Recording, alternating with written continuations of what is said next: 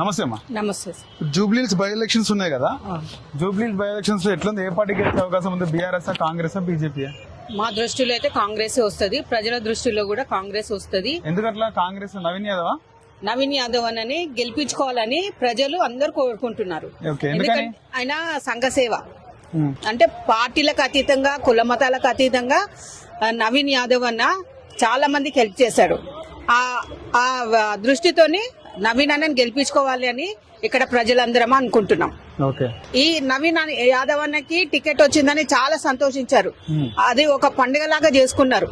ఎందుకంటే మేము నామినేషన్ రోజు వచ్చాం కదా, మేము చాలా ఎంత మంది 1,00,000 పైన వచ్చారు. నమస్తే అండి. నమస్తే. జూబ్లీహిల్స్ లో బై ఎలక్షన్స్ ఉన్నాయి కదా, బై ఎలక్షన్స్ బాగా ప్రచారం జరుగుతుంది.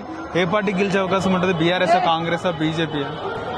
ఎక్కువైతే నవీన్ యాదవ్ అన్న గెలవాలని, కాంగ్రెస్ గెలవాలని అనుకుంటున్నాను. కాంగ్రెస్ నవీన్ యాదవ్. ఎందుకని నవీన్ యాదవ్? ఎందుకన్నా? ఆయన చేసే మంచి పనులు ఇక్కడ కొంతమందికి హెల్ప్ చేస్తారు, చాలా మందికి సాయం చేసాడు.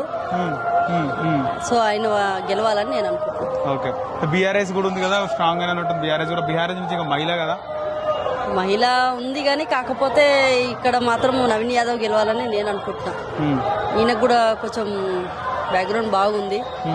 కాకపోతే నేను ఇండిపెండెంట్ గా ప్రపోజ్ ఇక్కడ వెళ్ళినప్పుడు చాలా మంది, నేను బస్తీ వెళ్ళాను, అందరు నవీన్ యాదవ్ గురించి చాలా మంది ఆయన చాలా చెప్తున్నారు, ఆయన మంచితనం చెప్తున్నారు.